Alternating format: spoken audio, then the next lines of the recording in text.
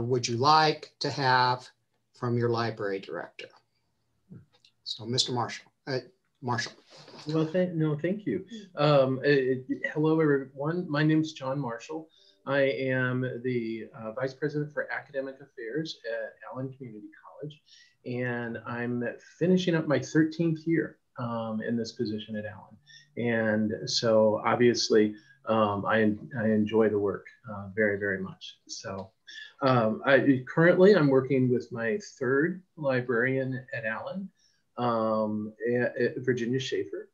And I've worked with librarians at St. Louis Community College Merrimack very closely, and very large library staff, and at Normandale Community College in Minneapolis, Minnesota, and again, a large library staff. Here at Allen, we fold the library into our processes that we have college-wide. We don't have a particular reporting cycle just that's discrete for the library. The library unit is a part of our program review with all 6 of our academic divisions. The primary mission being to support the curriculum and the mission of the college.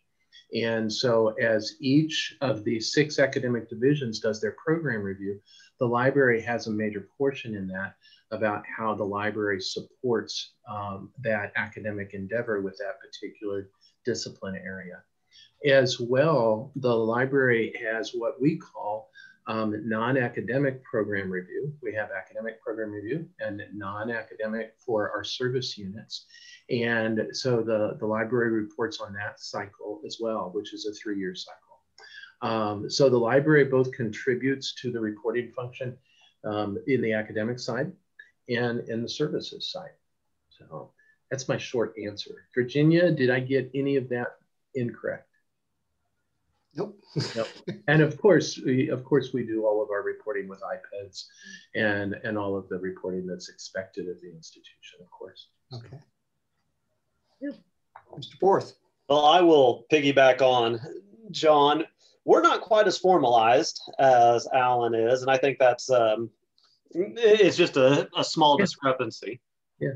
But we like, I don't have Susie. Susie is the only individual, and I guess John, you gave your background a little bit too, didn't you? Mm-hmm. So I've been at Fort Scott for 4 years in this position. So I think that John might be the most tenured one in the state.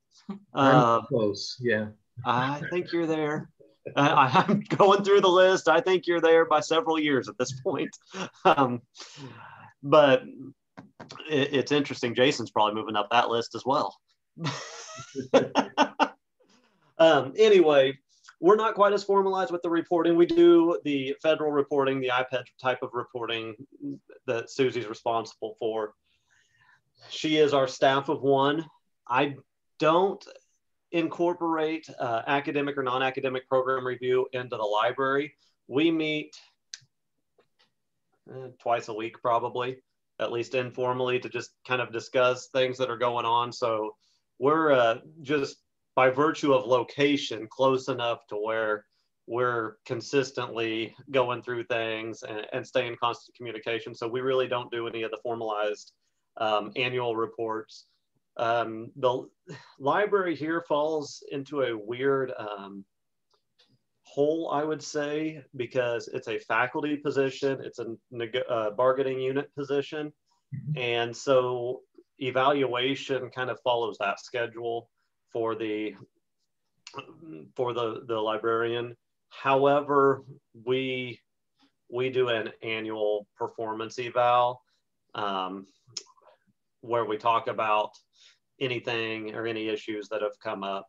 And at that point is kind of where we establish goals for the library for the next year, and then we follow up the following year on those goals. So that's a loose structure, I would say. There's formalized reporting. And we can talk later about outcomes, expectations, co-curricular side of things and that. Yeah, that'll come up in a little bit, yeah. Okay, Dr. Sharp, your take. So yeah, I'm probably the new kid on the block, which is going to be a little bit funny in reference to Adams because that tenure, we're starting to see a lot of transition. I've been in the VP's role here for about a year and a half, and prior to that was the dean for about a year and a half. So 3 years total. I will probably say I by far am the least experienced in libraries. Even previously when my tenure was at the University of Mizzou and Missouri Southern, I didn't really have anything responsibility wise in the library. So I'm trying to catch up to speed, quite honestly. And one of the things that I would like to highlight is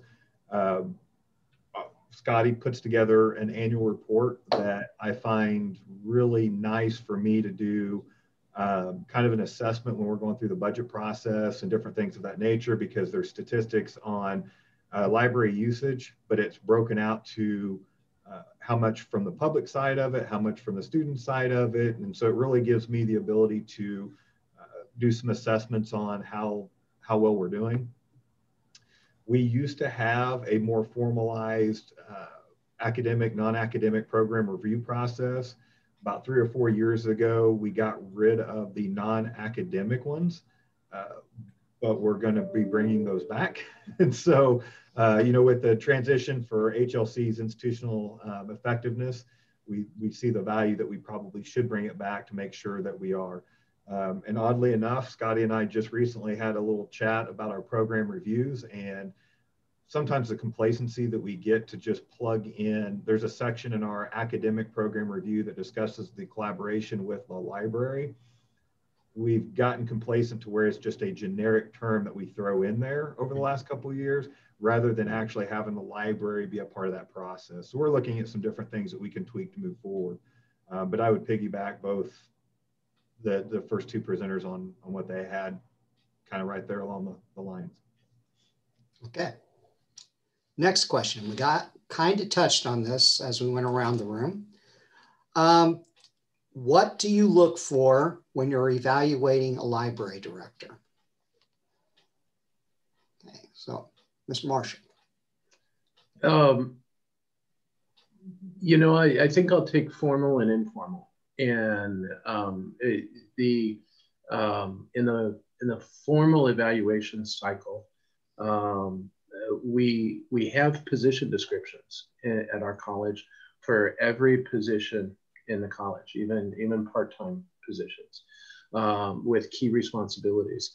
And so in our formal evaluation process, we evaluate on the key responsibilities, and we focus on comments and discussion, but there is a Likert scale, but I don't find the Likert scale tremendously meaningful, quite frankly. It's more of the substances and comments that we, both the librarian and the supervisor, I happen to be the supervisor, will fill those out. So there's a self-evaluation and a supervisor's evaluation. As well, the library director will do that, of course, for the library staff members in that same process. A number of years ago, our college, we found that the annual evaluations were getting a little rote, quite frankly. And so I made the suggestion that we operate in a staff framework the way we do in a faculty framework. And that is that in the first 3 years and then the 4th year, new individuals with the college in their role have a performance evaluation annually. But after that 4th year, we go on a 3-year cycle, just like faculty for staff. And it changed the whole evaluation process in the college. And we've probably been doing it about 10 years now. It makes it much more meaningful.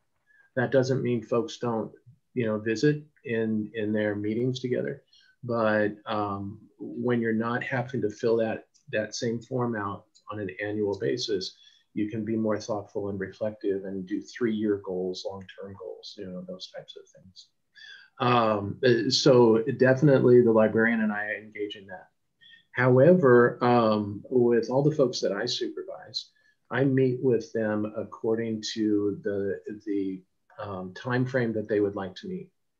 And with the library director at Allen, Virginia, we meet every 2 weeks. And so we have a scheduled meeting and we have that time to sit down together. We schedule it for an hour. Sometimes we'll take 10 minutes and sometimes we'll take an hour, but every 2 weeks we have that purposeful time to sit down together. And, overall, when I reflect, Virginia and I really focus on 4 or 5 things in all of our discussions. And that's what I look to from her. And that is that the library is operating on the mission of the college, that we're strongly supporting the curriculum of the college. What I would call efficiencies, that we use our resources and our time wisely. We talk openly about that. We talk about customer service quite a bit, that everyone's greeted as they come in the library, that the people are helpful. And we use data to make decisions. So those are 4 things. Again, a number of years ago, we also instituted what I would call kind of value added. And one of those value added things is public events. And so those might be readings, those might be musical performances, those might be talks and discussions, but events in the library that are somewhat cultural in nature. And so to bring folks into the library. And that to me seems, it's in the center, our library is in the center of our campus. It's the purposeful tallest point in the campus, and it's a center for learning. And so Virginia and I talk about those things, and those are the things I look to from her, that she's taking leadership in all of those areas. And that's been consistent with the library directors I've worked with. So again, it's very thoughtful and it's very purposeful. So, okay. Ms. Borth. Adam, what are your thoughts? I usually keep my opinions to myself, so that would not be true. Thanks, John. We still do an annual evaluation meeting, but I'm kind of with John. I don't find a lot of use in that for employees that we don't have issues with anyway. So yeah, it's good. It checks a box, whatever, we move on past that. But Susie and I, because of, always in discussion, I mean, if there's something that I'm wanting to direct, and I'll give an example here in a minute, then we talk about it and I just let her run with it, because I think from an evaluation standpoint, I want somebody who can operate in autonomy and is a self-starter, willing to do things, not even necessarily bring me the ideas, just start doing them and then come to me and say, hey, I've started this. And we've had that discussion a time or two, that you don't always need my approval. I trust you to do your job, do it. And then looking at different things like a fit for the culture of the institution. As the institution shifts, you want that position because of how many areas that you touch. You want it to fit the culture of the institution. You want it to really be there to assist students and help with the student learning part. But then beyond that, what can be done? From our perspective, working with the statewide OER initiative. So first year experience, college orientation type of things. All of those kind of fall under her scope. So, and I trust her to do it. So for me, the evaluation is, all right, you have the ability, you have the knowledge, you have the drive, and I trust you to do it. And we're going to be chatting. If there's something that I have a question about, I'm going to come to you, but we have a good enough relationship where it's just open communication all the time. And so I would say that formal evaluation checks the box, but it's that discussion in between that really matters to me. Mm-hmm. Okay. Dr. Sharp? Yeah, I concur with both of them. We have an annual evaluation as well, which has categories for like job knowledge, work quality, leadership. What I find disheartening about that annual evaluation is that sometimes those things should not wait a year, good or bad. So if an employee is doing something good, I don't want to wait a year and address it in a performance evaluation. I want to be able to address it right then and there, both good and bad. So I guess I have the luxury of having a library director that's really efficient, because we don't have many talks. We do occasionally, and correct me if I'm wrong, Scotty, but usually it's kind of similar to what Adam was talking about. Hey, I have this idea. I've started looking into it. Okay, keep going. He's currently looking into a project for maybe an academic program. I know that he probably wants it sooner than later, and it's being drug out a little bit, but that's not at our level. So, I think having those conversations and that open door policy is kind of where I see the value. I trust our library director to make appropriate decisions. And, we're not always going to agree, but I think the other side of it too is having discussions on the why of what direction you may go. And, some of the budget items we've talked about, and we've kind of been back and forth. And, I think the respect side of things is going to be of value. Just having that open discussion really has helped over the last year or so. We have talked about going to a similar model that, like John had threw out, maybe every 3 years. I just don't know that there are enough people on campus that are convinced of that. For whatever reason, they're still holding on to, no, we have to do it every year. And I think that's just because that's the way it's always been. And, it's hard to change. Hey, Jason, I'm going to interject and say I disagree with both of you, because there are some times where I see a use of an annual evaluation. Well, and I guess it depends on how you use your evaluation, because, and maybe I'm saying too much, because of funding issues, we no longer use evaluations for performance raises. It's more of a general COLA, or cost of living, which devalues that. I mean, because you have producers that you're doing good on, but there is no incentive, and then you have others. And so it's kind of it's a teeter-tottering back and forth to the value of what you have. Because I agree. I mean, I'm not going to argue that you may have that where you need it every year. And it also depends on your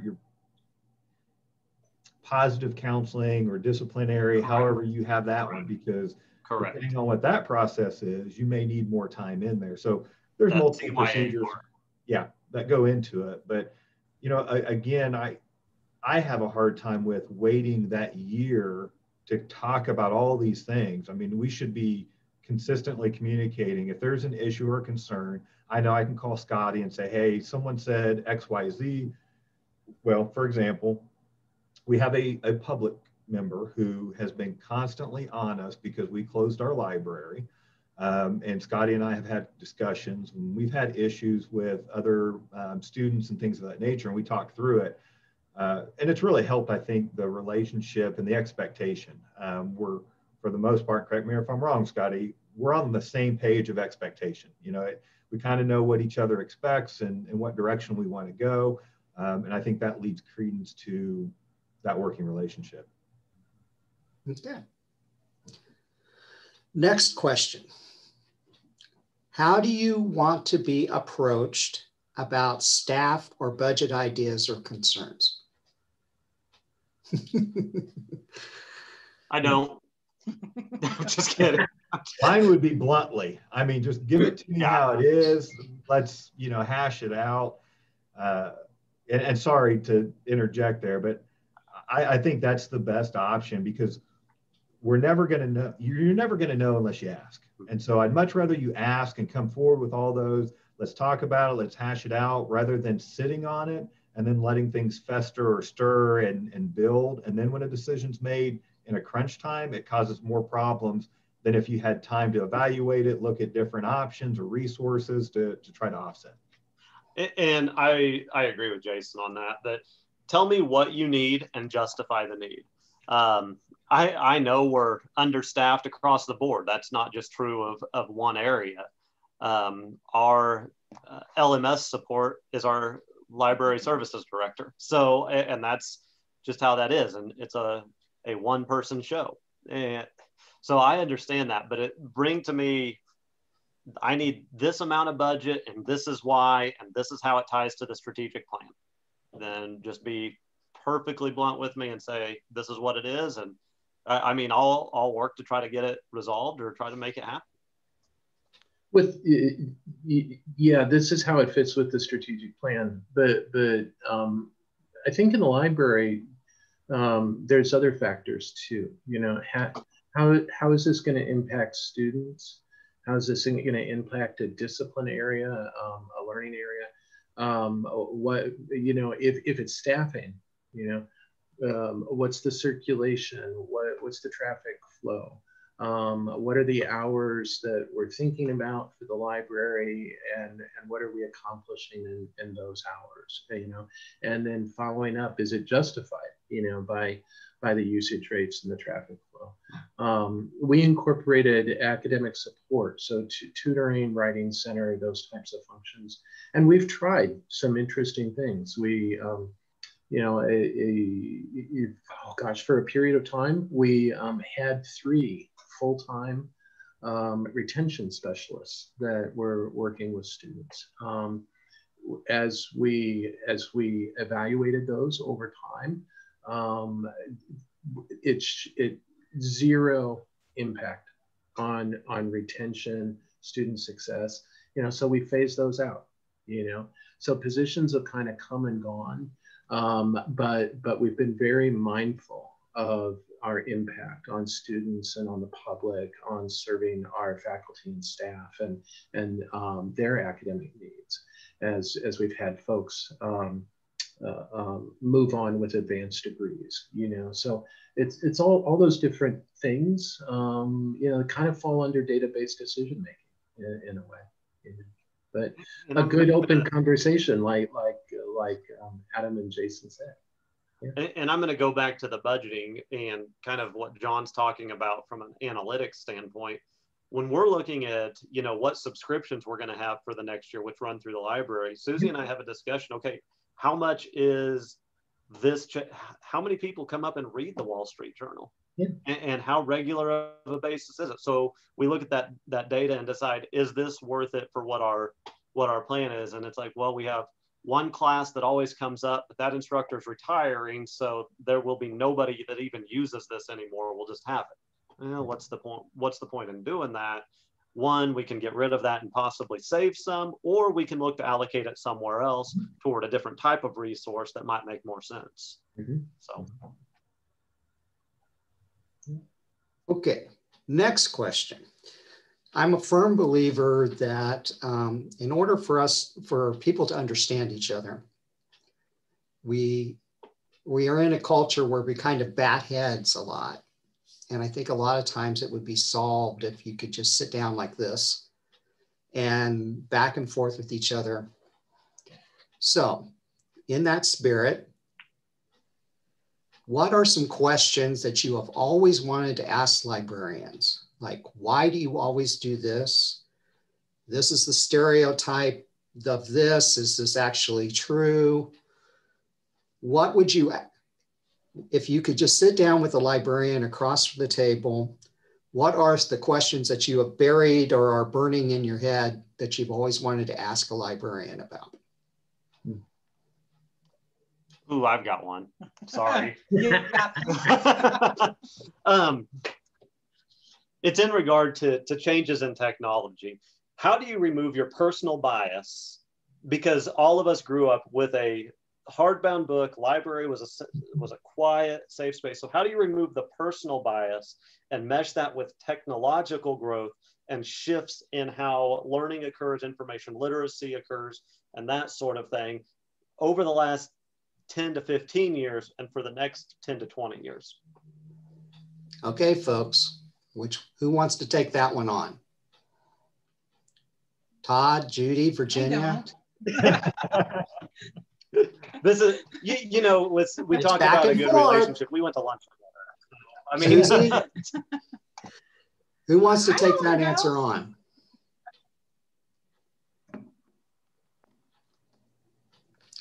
All right. Go for it. You have me too, okay. Scotty. What I do is I think it requires if you're going to stay active in your profession, you have to grow with your profession. And yes, the library will always have books, because we have even asked students themselves, you know, would you rather have an ebook to do research in or a book? And we get back from them, we want books. So you have to grow with that. And what I have come to is that I'm no longer a librarian or the keeper of the books.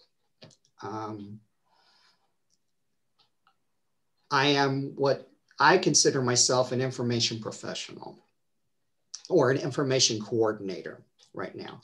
There is so much information out there, and what people need is, with the information literacy, with technology, how can I use those best to my benefit? And with students, I'm trying to get them, you know, this isn't just to get an English paper done. You're going to be doing research, even if you are just going to be a chef. Not that that's just a chef, but if you're just what we think are minor jobs, you are still going to be doing research. You're going to want to know how to research and find, when you go to the doctor and they tell you a diagnosis, you want to know how to research that. So how do you best use the tools, whether that's a book, computer, periodical database, internet, whatever, to your best advantage to answer the questions that you need? And that goes into the information literacy, that goes into research skills, it goes into your career, using it for your career and for your regular life. But the point is, you have to change with your position. That's one part of me, is change with the position and go with the flow and realize that your position is not just a person that checks out books and stuff. It makes me laugh when they say, well, you must love being in the library because you get to read all the time. I hardly ever read. Mostly it's reading journals and stuff like that so I can keep up with things. I don't sit down and read a book, hardly at all. Plus the fact, I think you have to have the diversity of me. I'm into diversity and equity and inclusion a lot. And part of me with that is fighting against stereotypes. You have to get against the idea that we're just the keeper of the books. For one thing, I don't have enough hair to put it in a bun. I do wear sensible shoes once in a while. We don't go around shushing people anymore. This is not the way it is. And I love busting people's ideas of what a stereotypical librarian is. And that's not me. And I think we have to get past those stereotypes. We don't want to, I say, just because you're a blonde, you don't have to act like one. So just because you're a librarian, you don't have to act like the stereotype. You can go with the flow, you can change and adapt and make the things what you need it to be for your students. That's my take. I'm gonna follow up on that, Scotty, but I am gonna say don't knock the bun because my hair is Thank God you got hair. I know, it's just because I don't want it in my face while I'm working. I, as a librarian, I see myself first as an educator, no matter when I was in the public library or academic now. And part of being an educator is challenging those who come in to examine themselves so that they can grow. And so by challenging them, whether it's in a classroom or during a research project, my goal is I want them to start thinking critically about the world around them. Doesn't matter what their research, what their beliefs are. I say, you know, I'm often helping kids with like a persuasive essay, and we may have a variety of different beliefs. I never let them know my belief, and I play devil's advocate all the time. Well, if that's what you think, how do you prove that to me? Where do we go? What do we find? And I reinforce to them when they're starting that they have to go into the research with an open mind, because what they think they believe might not be supported by facts.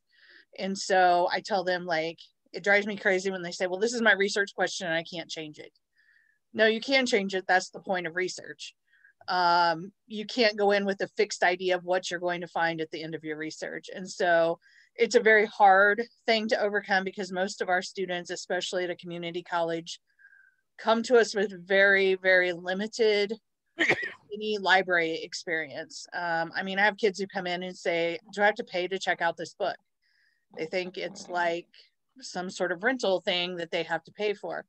And so getting them to understand like how to use the resources available to them, whether it's even just a Google search to evaluate that, is one thing I like to do. I really like to play devil's advocate, and that might be back to my debate teaching days, where I had to challenge students all the time just to get them to think.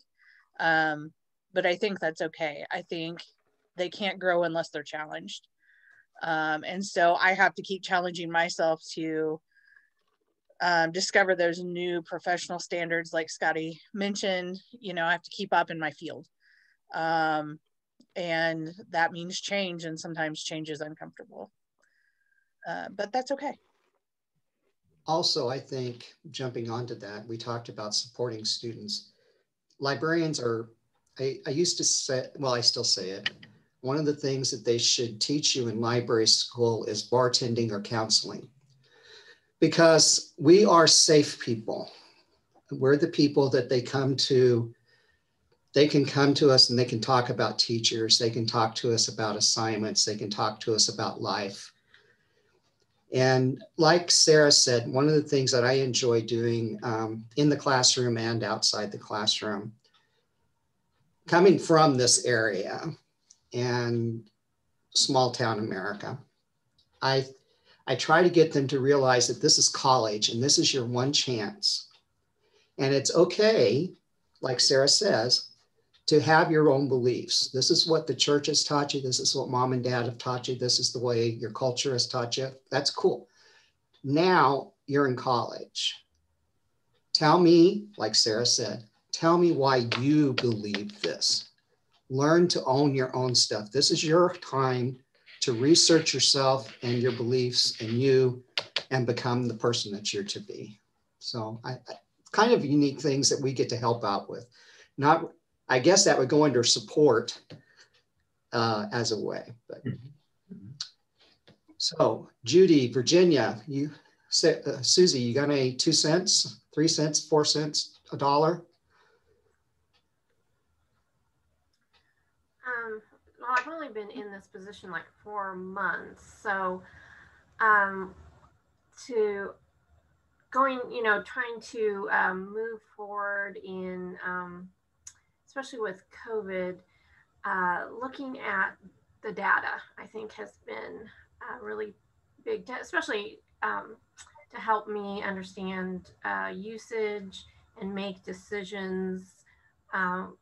Has been very helpful. And yes, I would love, to always have books, but our, circulation print is down and our ebooks are up. So just, even though that's my bias of what I want as a print book, knowing that what's being used and having that data, that evidence to support that is important, I think, to always have that there. We have in El Dorado campus, I was in the Andover campus, in El Dorado campus, we have a huge collection of CD-ROM audiobooks. And so I'm going, is anyone using this? And looking at the data going, no one's using this. Again, allocating those funds, then now we're looking at streaming instead. So, or, whatever else may be possible. So I think looking at the data has been very, very important. Okay, Susie or Virginia, you got something to add? So for me, and I guess this is a admission too, it's really something I have to think about all the time when I'm thinking about what I'm bringing into the, bias or whatever. I have to think, what am I basing my reasoning for? Example, I like technology. So I'm like, these students really should be using technology. We should be adding ebooks, but everything that I keep, or a lot of what I keep coming into, the students, it's like what, was it Scotty said? that they're still wanting text or wanting the books for it. And so I have to really work through my own things there. And just reiterating what Sarah and Scotty had said, the bartender, the counselor, however you wanted to look at it, I had students a lot coming to me, and that was one of my reasons when I first started, what was it, 5 years ago, wanting to go out into the classrooms to talk to the students so they get a face for the person in the library, and was more open to coming. And I've even reached that even further by being involved in the orientation classes and teaching some of the orientation classes. So bringing those in, but I definitely, with every decision I make, I always, and I noticed that it very particularly when we were listening this morning, how I have to think very hard about what my decisions are and make sure that I'm making the decisions not based on my own desires. Okay. Virginia, do you have something to add? Well, I feel it's really important, as she was saying, don't bring your own bias into when you're building your collection. There's always two sides to any, well, minimum two sides to any situation that's happening, because there's always in a war, there's always a winner, there's always a loser. You're always going to have this person says this side, or this culture says one thing, this culture says another. So it's always, when I'm looking at collections, first I look at the numbers. What are we using? Do we need more ebooks on this subject? Do our students do our online students have access to everything they need in our ebooks? Do I need to add more to it? Do our on-ground students have what they need in our print collection? Because it's just important, I feel, to keep that up as the ebooks, even though students here do like the print books, but they like ebooks a lot. And I know with COVID, it's skewed. It's going to be skewed for a while because of those numbers.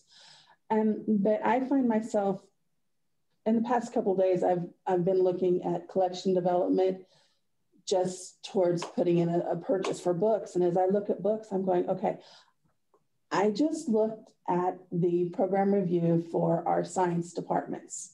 So I know what is lacking in those departments according to those reviews. And I've been going through and trying to fill a few gaps, because I know there's some old material that needs weeded out. So as I do that, I cannot think, whoa, I really love butterflies. Let's get a lot of books on butterflies. It's as simple as that. You got to not go by what you love and want to know about, but something you're not even interested in. You're going to have to make sure, does it fit in my collection? Will the students use this, even if it does fit in my collection? Is it something that they're going to pick up and say, oh yeah, I can use this for my research? Even if it's a topic that they're going to need sometime or another, is it something they can understand? Mm-hmm. So, and one thing I have to say, students will take the thinnest book possible on a subject, I've noticed. If they have the opportunity to check out 4 different books that are basically the same book, whether they're ebooks or physical books, they're going to take the one that has the least amount of pages in it, because they think they have to read the whole book to get what they need, instead of realizing they can go chapter by chapter. But anyway, I don't know where I'm going off on a tangent, but it's just being there for our students, okay, and doing what we can to help them, whether it's collection development, whether it's listening when the students come and say, hey, I've had a problem, and just letting them talk about their day or whatever they need, being there for them and always being welcoming. And it doesn't matter how busy you are, the students need you. That's true. You can do your work later. Just being there for them and being a presence for them. Okay. Well, I'm going to wake Todd up and have him talk. What's your opinion, Todd? Oh, I really don't have much to add.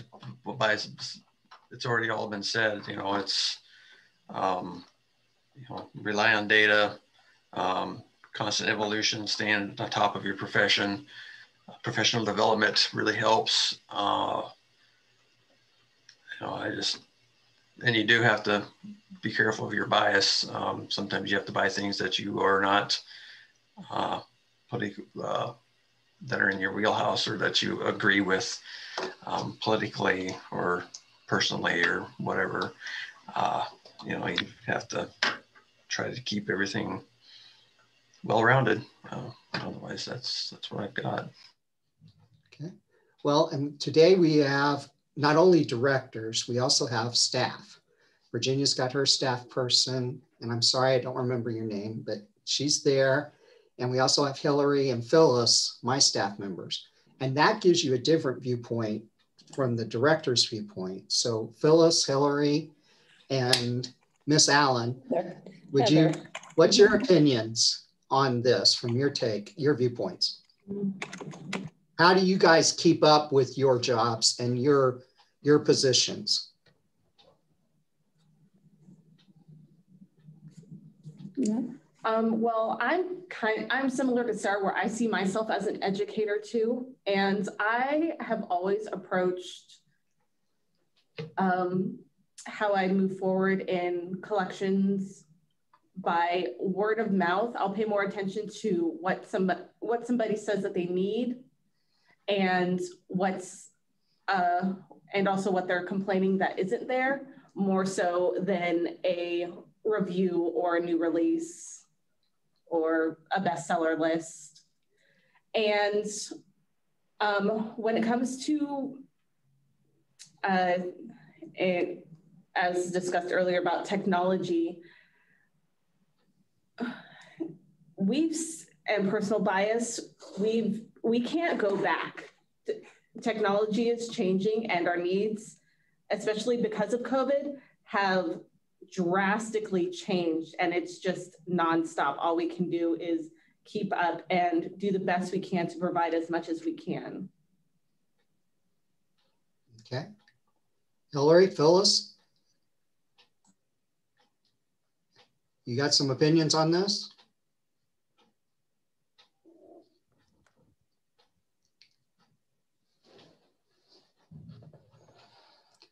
Okay. I guess not. Okay. Any other questions that the VPs have for us? Burning questions you've always wanted to ask. Well, I'd like to ask your perspective on something. We've been through the library a few times, weeding the collection. And, I view us as a college, as an academic institution. I like to think that we're lower division undergrad, university parallel, in that way. But in the contemporary community college library, is there a place for classics in the collection? And not just literature, but in reference materials and histories and biographies. And, I'll give you an example. And a few years ago, I went into our collection and I wanted to look up, but I wanted a deeper dive into it, but I wanted to look up a quote in 1984 in George Orwell's book. And so I went to our collection and I checked out our copy of 1984, and it hadn't been checked out in 10 years. And so, on one hand, that should be weeded from the collection. But on another hand, as an academic library, what's the place for those materials, and how do we get, if we are university parallel, lower division undergrad, how do we get our instructors to utilize things that might be mainstays or classics? And so as librarians, what's your perspective on that? How can I work with teachers in a better way? I'm going to be quiet and let somebody else talk on that one. I'll start with this one, Scotty. When I started, this is the end of my 5th year at Independence. And when I started, there was one person here for a year. He thought we desperately needed hardback encyclopedias, Okay. which he bought secondhand, and they're from 1991. So the dated material in there is really not useful for research material. Right. However, I got looking through the collection and I was like, So what I have started doing is every 3 years, our programs go through program review. And I'm on the program review committee. And so I look at the objectives of the instructors for their program, and I try and match what's in the collection with what they're using and knowing what assignments they use. Right. Now, that being said, yes, I will keep Shakespeare in the library. There are some things when I go through, I'm like, we probably shouldn't read 1984. But I always go to when I'm redoing a section. So that means I really do like a third of the programs every year and update what material we have, look at that section of the library and say, is this up to date? Is it a computer manual from 1995 that's no good anymore? And then I talk to those instructors and ask them what their specific requests are and keep up with what assignments they're using. I know which instructors now have book reviews and what they're looking for.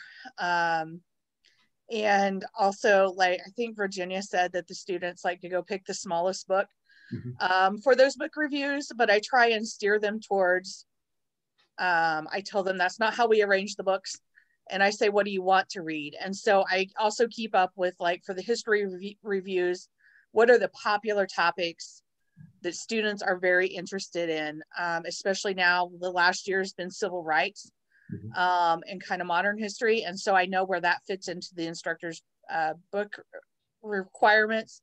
Right. But I think the biggest thing is looking at those program reviews. And then if I see something like, oh, we're changing this direction, I can start building a collection with that professor or that department that will support what they're doing in the classroom. So I see it as like my job to be a little bit responsive to what is happening rather than like trying to like say, hey, look, I found this really cool book, you should use it. Right. I do show them things at different times, but I'm not the instructor. Yeah. They develop their curriculum. And I see myself as a supporter of that. So I have to be on my toes to see what they're doing in their programs. Okay. Anybody else want to jump in? Okay, I will jump in on this one. When we moved to our present facility, we did a drastic read. Right, right. We had to, because we couldn't fit everything. Yeah. And so we got rid of like 11,000 books. And how we did that is it's very important for me that we have the standards, especially with community colleges. In our case, we have a lot of health science programs. And what I have always said with them is I want them, when they go out on the field and they're having their regular day at work, what are the tools, journals, journals, periodical databases, books or stuff, what are those things that when somebody says, oh, you should look that up and blah, blah, blah, you know, what is the blah, blah, blah for your field that I need to have in the library? They may never touch it. They may never open it up, but they will at least have it on the shelf that they can come in and look at it. Having said that, yes, there are things that we just won't get rid of. It's very hard to get rid of because they're like rubber tree. There's certain requirements to be a library. You have to have a rubber tree. You have to have, you have to have Shakespeare. You know, you have to have certain requirements to make it a library. But also there's the ones in the field. And how I get those is I go to the instructors, just like Sarah said, and say, who are the ones in your field that I need to be aware of?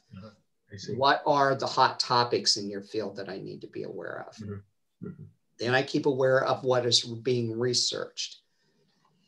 And I send out, we send out copies of library journal, the sections, and they can mark, they go on a wish list. And as we have the funds, we get those purchased for them and get those updated. Look at reviews when they do mention things that need to be updated. But yes, there are certain things that we just have to get rid of. Mm-hmm. And there's certain things that we have to keep. I mean, you just have to in order to do that. And when we go into to kind of help Scotty's point there, when we go into weed, we'll bring the instructors in as well. Yes, and we did that. Yeah, we do. But then we have to convince Susie that we do need to weed something once in a while. Yeah, I'm really bad about wanting to weed. What I do is I have it in my policies and procedures. They can come in and they can tell me what they want to get rid of, but the final decision rests with me. Right, right. Yeah. Can I add something too to that? Yes. When I'm really on a fence of whether I'm going to keep something or get rid of it, because there's nothing wrong with the book. It's not out of date. It's just not being used or utilized like it should. It might be a classic. It might not quite be there yet. I will go on, like, share it, the interlibrary loan, and see if any other libraries in Kansas have copies of it.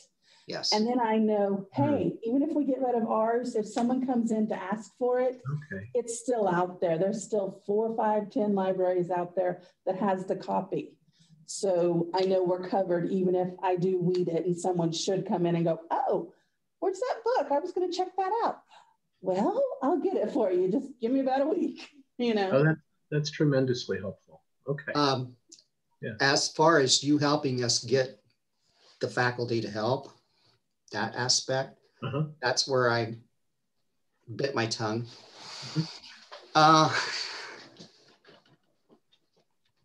I'm trying to say this correctly.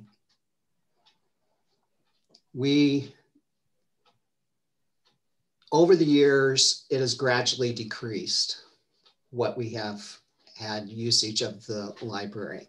Used to be you could always, and we still can pretty much be assured that we'll have the English department. Mm-hmm.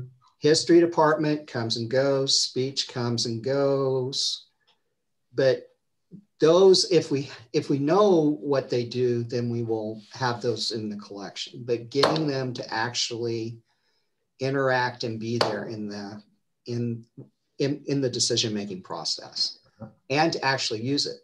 Yeah. We have people that say, well, we don't need to do that anymore. They can do all their research on the internet.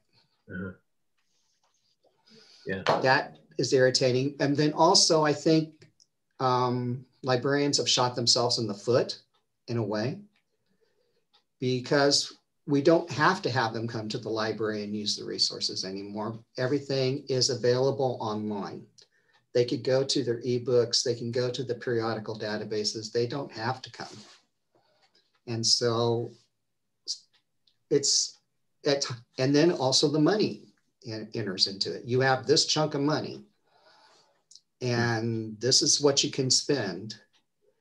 And for example, with the nursing, we have a set of encyclopedias that desperately needs to be replaced, but it's a $2,000 set. Do I want to spend $2,000 to replace a set that would be very valuable to them, or when I could use that for a whole bunch of other areas? So those type of things enter into it too. Here at Fort Scott, I'm in that unique position of also being a faculty member. And then I have the personality that I just go out into the groups, whether that's in a faculty meeting or whatever in the hallways. And I do have I feel like I have a good relationship with most of the faculty. I send out simple things like emails too that ask for things, but I catch those faculty in the hallways as well, asking about their needs, their assignments, that type of things, where I just jump into it and usually get what I'm after, and then in turn they do too. That way. I'm going to follow up on Scotty there. Last year, I think it was, maybe the year before, the math department did their program review, and they're not a heavy user of the library. Their students are in there a lot, so I got really excited and I bought some student how-to books for our math department.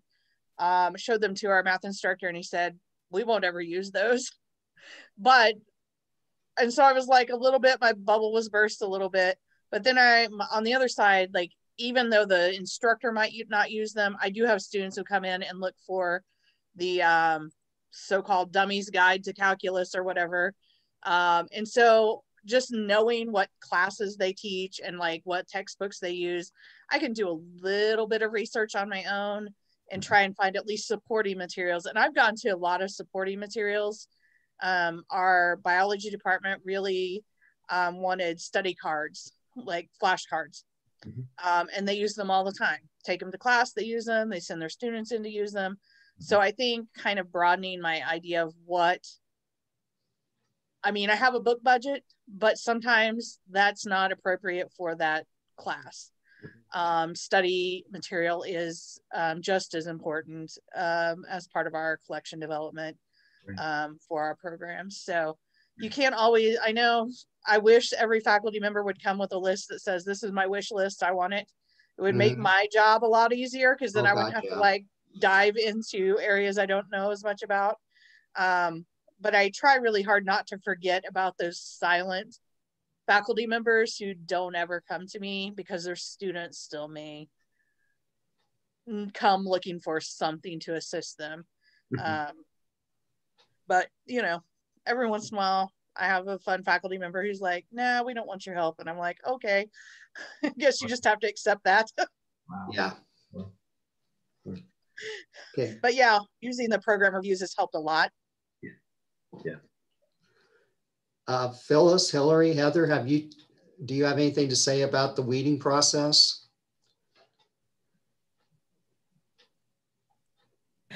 Yes, I do. I believe that a lot of it, kind of from a marketing standpoint and how it looks, a student is more likely to bypass the older books where it is just, you know, like a brown cover with the title and no picture, no synopsis, as opposed to something that has an illustration or a summary where they know what it's about, or they have an idea like, okay, this is going to help me in my class. I think if you kind of have to think about the curb appeal, as far as finding something that, even if it's the exact same information, it might be more advantageous to replace, if you can, for something that's newer and is going to grab a student's attention, instead of just keeping something just because it's been there. It's not hurting anybody. Sure. Yeah, we did that a couple of years ago. I mean, we took all the classics and the ones that we could, obviously, we replaced with new editions. That's a great idea. It's a great idea. And I have to admit, at the Allen Library, I geeked out when we received the graphic novel version of Animal Farm, and I totally geeked out. It was great. So again, taking something and making it fresh and new for the students, so that they might, you know, expose themselves to it. So yeah, sometimes getting a new copy and putting it on the new shelf, I don't realize they're reading a book that's 50 years old, but it's a great idea. It's a great idea. Yeah. Anybody else have anything to contribute to that one? Okay, Jason, you're the only one that hasn't had a question. Yeah, and unfortunately, I'm not sure that I do. Okay. Well, now let's turn the tables.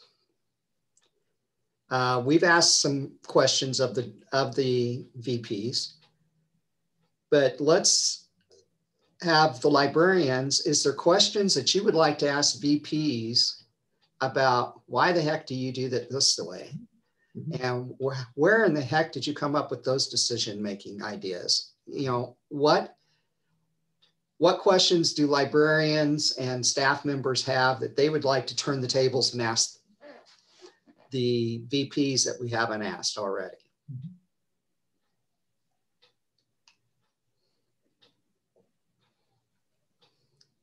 What's it, John, with all my questions? Okay. I'm sorry. One of the questions I've had, and we'll put some levity to this because as Jason knows me, I can't stand to have things serious for too long. I assume that you are all three of you parents? No. No. Yes. Unless you count. I know. Spaniels. Yeah, that's. Yeah. Okay. Well, then this is going to possibly be a microaggression for you. And I'm sorry, Mr. Marshall. No, not at all. But how has your parenting skills helped you deal with those faculty members and those staff members that you have to deal with every day? You realize you can't kick your kids out of your house, so you can't fire somebody on a whim. Okay. It creates patience. It's a learning experience, even though, sorry, Susie, I didn't mean to cut you off. Even though that, you know, or you think they should know it, with kids or faculty or staff members or anybody, you think they should know, but sometimes there's some stuff that has not been modeled for them or has not been told this is your expectation or this is your level of expectation. I'm a pretty open book. I mean, I speak my mind, tell you what I think. You can read it through my body language. So there's no hiding anything, and my kids know that too. But I think it's helped me understand some patience, and maybe the background isn't there. I've seen things in this position that even when I was a dean, I couldn't have even fathomed thinking about or seeing. But it's like, okay, sometimes you just got to have a little more patience, more than anything, patience. And to piggyback off of that, just because you say something doesn't mean they heard it the way you intended it to be said. I know that there's been many, many times that I've said something, but what was interpreted was completely different. And then a week later, it's like, we had this discussion a week ago. Why is this confusing, or why is this going a different direction? They're like, oh, well, I thought you meant this. So you're always going to have those back and forth. I run into that with my oldest son sometimes. I'll tell him X and he'll do Z. And I'm like, how did you get to Z?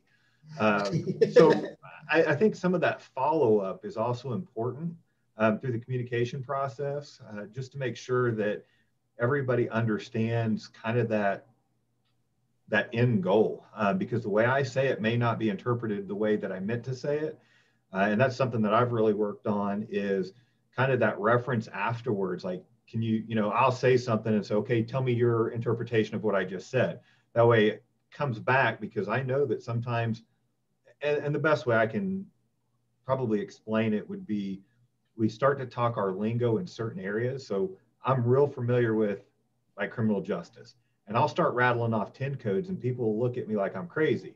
And so I have to remember, oh, wait a minute, not everybody knows 10 codes. And I go back to normal talk, I guess. And so I think we all have our terminology within our disciplines.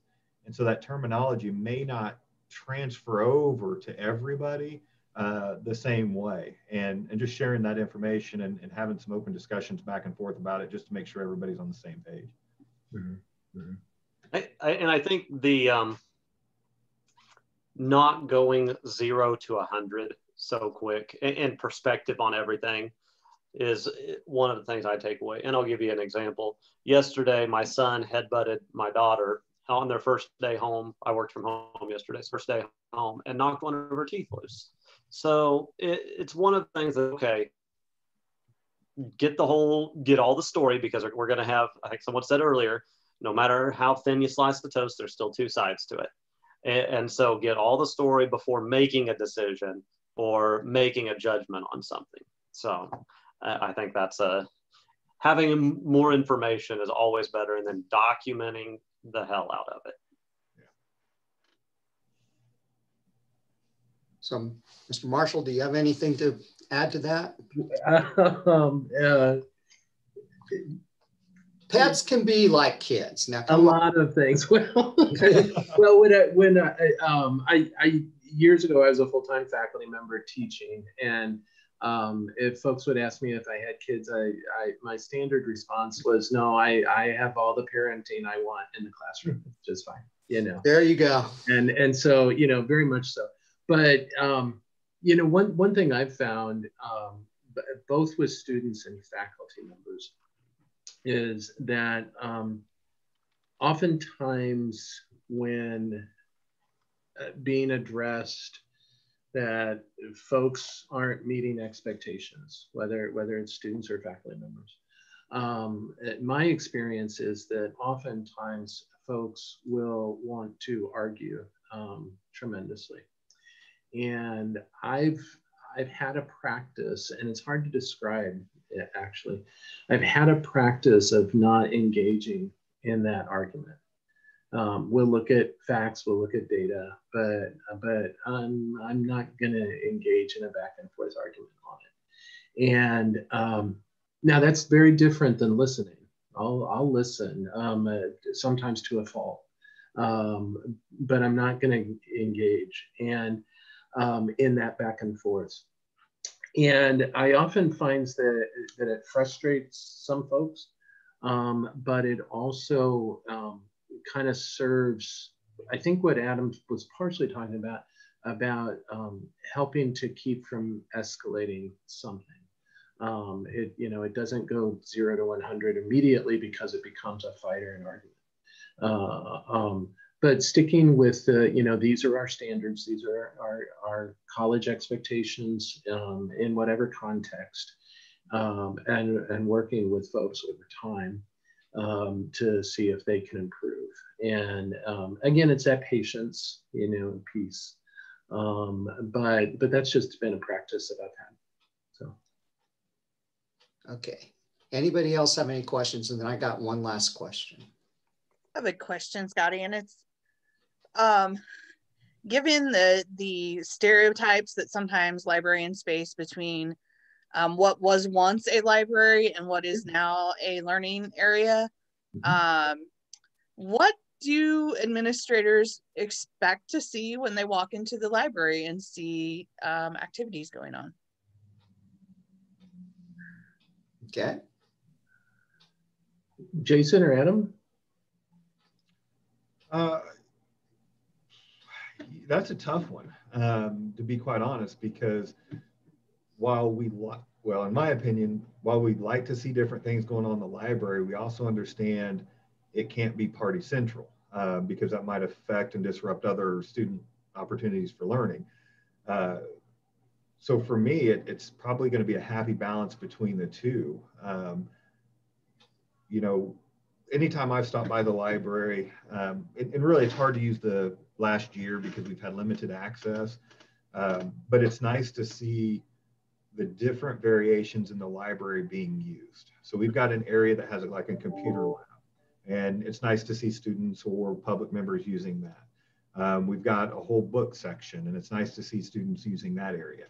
I think for me, I might be a little more concerned if I walked in and it was consistently one area that was always being used, because at that point, then I might go back to the library director and say, okay, well, in your rationale or justification for keeping hard copied books, it's not really the perception that I'm seeing. And then maybe having that discussion like John said, and kind of getting more information of what is our frequent times? Is it more of our night students that are using this rather than the daytime? And then that goes back into that planning and staffing and big picture process all the way around. And, to Jason's point there, we want to see all the areas being used. We are unique, I think, from most people as tutoring, academic support services, any of those items are not attached with our library. That falls under a completely different section of college even. So what I want to see when I walk into the library is usage by students, but multiple usage. I want to see them on our journal publishing rack using that. I want to see them on the collaboration station using that for whatever purposes. Checking out books, if they're checking them out and going back, that's not something I typically see, but just the usage by students and the interaction from the director or the staff of your library with those students, and making sure that it's a positive experience, even if it has nothing to do with the research being conducted or nothing to do with any of that. Just that the individual who's in the library is creating a positive experience, that the students feel comfortable, as many of you have mentioned, coming back to that space and utilizing it, even if it's just to vent about so-and-so downstairs, just using it for and the students having a positive experience with it. And I think for me, it helps justify or fill some of those areas that we have hot topics that we always discuss, such as access. You know, as long as our students have access, that's really another important part. I mean, it's not just, like Adam said, it's not just, are they using these books for research? It could be a variety of different things. I know we may have students that do not have access to internet, so they're coming in to use our internet to pay water bills or to, you know, do a variety of different services that we may not typically associate truly just with academics, but it's an access to a point that provides both the public and the students an opportunity to expand or to grow or to do things that they may not necessarily have an option to do. You know, Sarah, I'm going to take just a little different tact. For better or for worse, I kind of think of, in the community college, of the library and the student center as being bookends or parallel structures or whatever you want to call it, that the emphasis is a little different, but just like Jason and Adam shared, you know, when, as an administrator, when I go into the library, I want to see it being used, as I said, right? But I want to see celebrations of learning, and admittedly, a lot of those are visual, and I admit that. But you know, I want to see displays of current events. I want to see different people and cultures celebrated, things brought forward and changed so that the students are exposed to different things in different times during the semesters. You know, yes, we have some standard things and we have those traditional uses, but I really want to see us encouraging learning by showing what the resources are. And so, you know, when I walk into the library, I expect, and I do at Allen, but I want to see something new and different almost every time I walk in there, so that we're moving our things around and we're highlighting for students all the joys and all the different things and challenges too. You know, when we have our justice and civil rights protests, well, we bring those materials out and we highlight those so that students can read more. You know, so it can be things that are very challenging to us as well. So. Okay, I have one more question, but does anybody else have questions they want to ask? Okay, this is dealing with the stereotypes. Sorry. We have the stereotypical librarian. All you do is you sit in the library and you read books all day. Stereotypes for VPs, you just sit in your office, you come up with decisions off the top of your head, and you do a lot of paperwork, and you deal with childlike faculty members at times. So what those, you know, stereotyped things, what is the one thing about being a VP that most people would not realize that you have to deal with? Law enforcement. Fires that you have to put out daily. I'm going to go with Jason's background. Law enforcement frequently.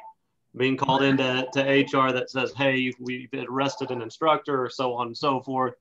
We need a report from you. What does this person drive? We feel their spouse is in danger. I mean, all the time. Yeah. It's crazy to me how much we work with law enforcement. Okay. Yeah, that's just that's kind of off the cuff, and I wish that I was a little more lying about that, but I'm not. Yeah, and that's, I think, where I would take it. The amount of fires that we're putting out behind the scenes, typically the structure within the organizations are usually going to be your larger groups and more employees, more numbers.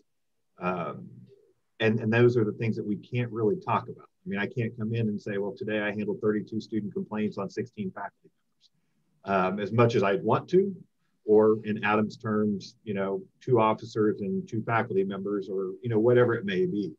And I think that's probably the hardest part because, and I know Scotty and I have talked about this, I have a pretty good tendency of missing meetings or not being able to do the things that I anticipate doing. I tell myself every day, okay, I'm going to get out and walk campus more. And then I find myself 8 o'clock in the morning, 8:01, I get a phone call from HR saying we've got this issue. By 8:30, you get it done and you get ready to stand up, the phone rings and you have this issue. And before you know it, you're looking down and it's 4:15 and you're wondering where the day went, So, and that's when you use the next 6 hours of the day until 10 o'clock to respond to all the emails that you missed over that time. And, just like Jason says, there's so many behind the scenes type of items that you take care of that you can't ever talk about. You can't tell anybody about them. They're like, well, you skipped my meeting. Yeah, you're right. I did.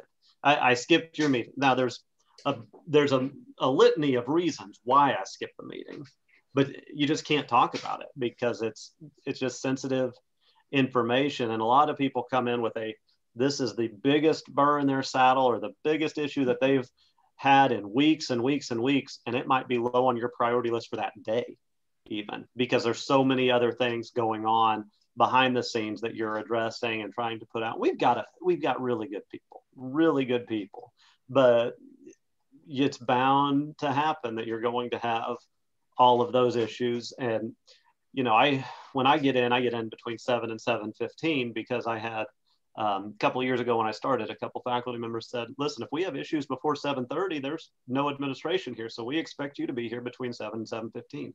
So I adjusted my schedule and I'm here till I come in between 7 and 7:15 to address those issues that arise before 7:30.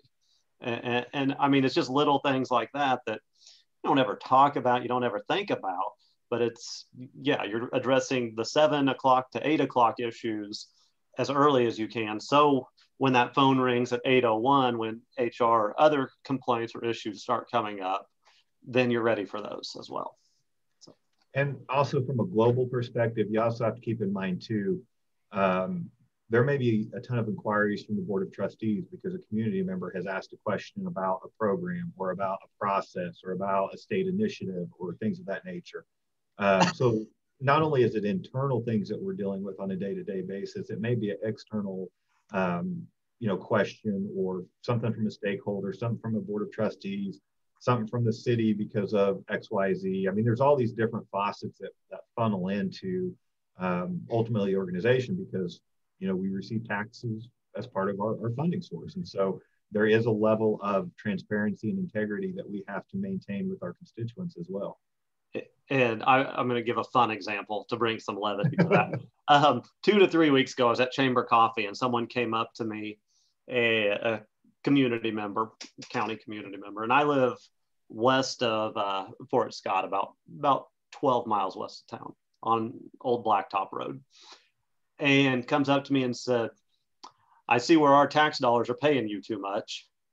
I said, okay. So I saw your new pickup sitting in your driveway. You did? And I don't drive a new pickup. So I said, what'd you see? That brand new GMC? I said, oh, that's my father-in-law's. They were visiting. Oh, okay. And went on the way. But I mean, it's just little things like that. It's like, okay, I can't even drive that type of vehicle without it creating an issue. So just kind of a fun situation of the community aspect. Yeah. Okay. I'll briefly echo with a little story some of what Jason and Adam said. When I first became an administrator, let alone as a senior administrator, I was working with a president, and I was talking with him about the position and that he'd asked me to fill, and okay, what are the upsides and the downsides?